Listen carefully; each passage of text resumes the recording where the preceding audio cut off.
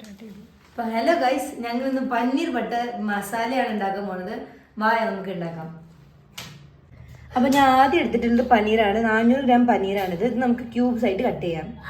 അപ്പോൾ ഞാൻ ഈ പനീർ സ്മോൾ ക്യൂബ്സ് ആയിട്ട് കട്ട് ചെയ്തെടുത്തിട്ടുണ്ട്. ഇനി നമുക്കിത് ഫ്രൈ ചെയ്യാം. അപ്പോൾ നമുക്കൊരു പാൻ ചൂടാക്കാൻ വെക്കാം. അപ്പോൾ നമ്മൾ ഈ ചൂടായ പാനിലോട്ട് നമുക്ക് 1 സ്പൂൺ ബട്ടർ ഇടാം. നമുക്ക് ലൈറ്റായിട്ടൊന്ന് സോട്ട് ചെയ്യാം.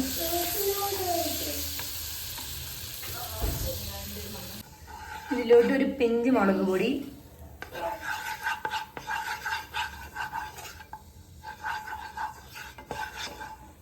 ഇത്തിരി മഞ്ഞൾപ്പൊടി,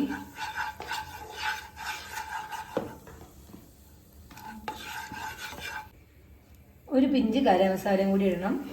ഇത് നല്ലോണം ഇളക്കി കൊടുക്കാം.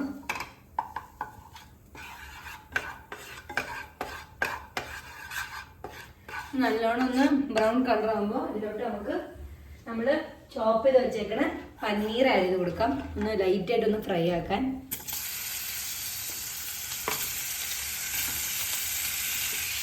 നമുക്ക് ലൈറ്റായിട്ടൊന്ന് ഇളക്കാം.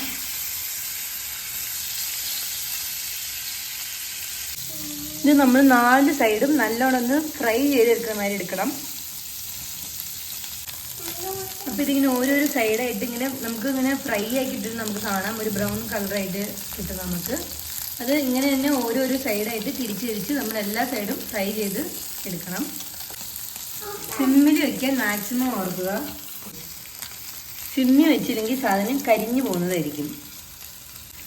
അങ്ങനെ എല്ലാ സൈഡും നല്ലോണം ഫ്രൈ ചെയ്ത് കിട്ടിയിട്ടുണ്ട്. അപ്പോൾ നമുക്ക് നല്ല പാൻ ഓഫ് ചെയ്യാം. ഇനി പാനിൽ നമ്മൾ തിരിച്ച് ഈ പ്ലേറ്റിലോട്ട് ഇട്ടുണ്ട്. അത് മാറ്റി വെച്ചതിന് ശേഷം അതേ പാനിലോട്ട് ഇത്രയും കൂടി ബട്ടർ ഇടണം. ഈ ബട്ടർ ഒന്ന് അലിഞ്ഞത് നമുക്ക് ഇതിലോട്ട് സവാള ഇടാം. 1 ഗ്രാം അരിഞ്ഞ സവാളയാണ്.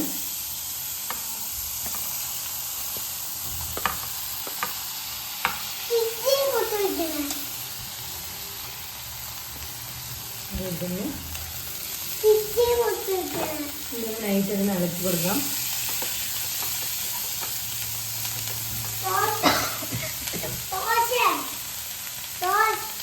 ഇതിലോട്ട് നമ്മൾ 2 ചെറിയ പട്ടേൻ്റെ കഷ്ണം, പിന്നെ 3 കാടകം, പിന്നെ ഒരു 3 പീസ് ഗ്രാമും കൂടി ഇടാം.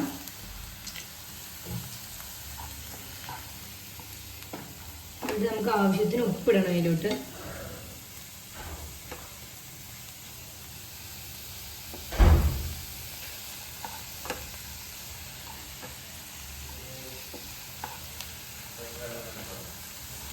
പിന്നെ ഇതിലോട്ട് ജിഞ്ചർ ഗാർലിക് പേസ്റ്റ് ഇടണം. ഓൾറെഡി അരിഞ്ഞ് വെച്ചിട്ടുണ്ടായിരുന്നു അത്.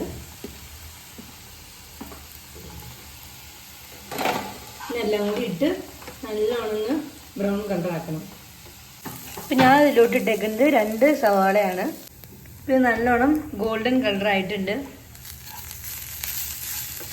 ഇതിലോട്ട് നമുക്ക് അരിഞ്ഞ് വെച്ച തക്കാളി ഇടാം. ഞാൻ ഇവിടെ 2 തക്കാളിയാണ് എടുത്തേക്കണേ.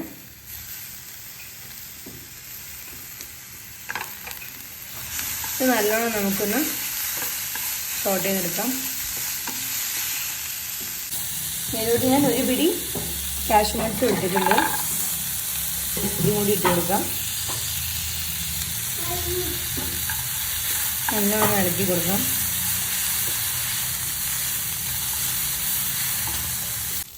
ഇതിലോട്ട് 2 മുളകും കൂടി ഇടാം.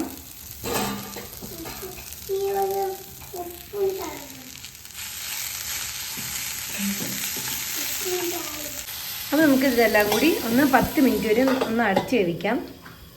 അപ്പോൾ 1/2 ടീസ്പൂൺ മല്ലിപ്പൊടി, 1/4 ടീസ്പൂൺ മഞ്ഞൾപ്പൊടി, 1/4 ടീസ്പൂൺ ഗരം മസാല എടുത്തിട്ടുണ്ട്. നമുക്ക് തുറക്കാം.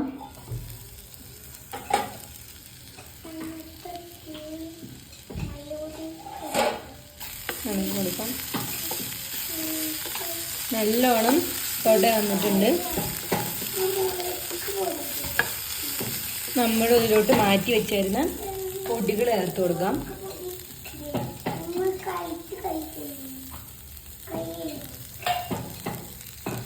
നല്ലോണം ഇളക്കി കൊടുക്കാം.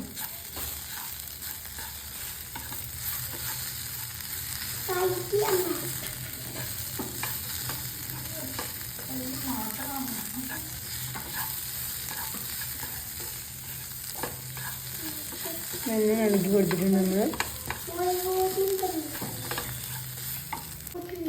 ഇതിൻ്റെ പച്ചമണം മാറുമ്പോൾ നമുക്ക് ഈ സ്റ്റവ് അങ്ങ് ഓഫ് ചെയ്യാം.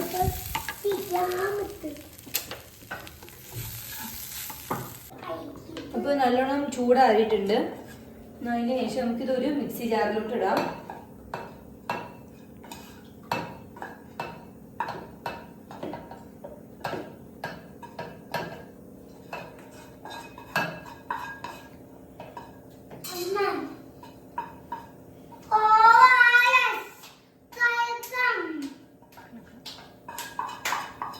ഇട്ടതിന് ശേഷം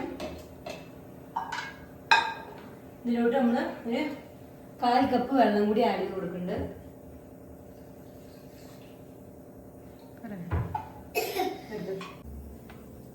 ഇനി നമുക്ക് നല്ലോണം പേസ്റ്റ് ആക്കി എടുക്കാം.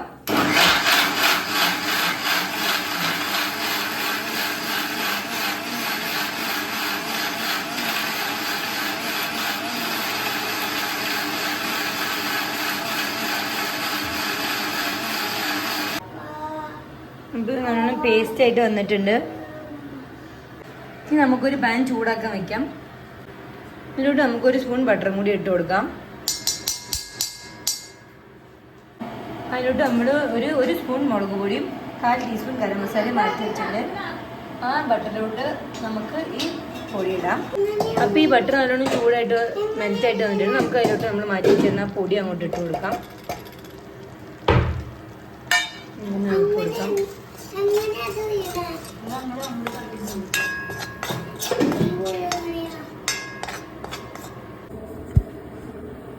ഇതിലോട്ട് നമുക്ക് ആ അരപ്പ് നമുക്ക് ഒഴിക്കാം.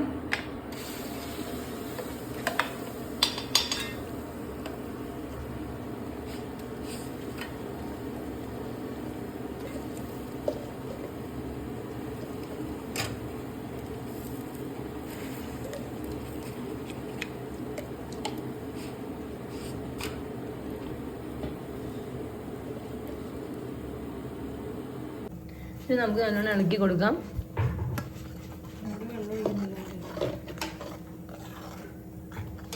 വെള്ളം ഒഴിക്കാം. ഇതിലോട്ട് ഞാൻ ഒരു 1/4 കപ്പ് വെള്ളം കൂടി ഒഴിക്കുന്നുണ്ട്.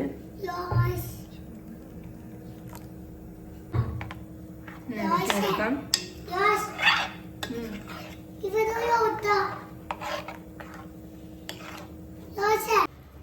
ഇതിലോട്ട് നമുക്ക് പനീർ ഇടാം.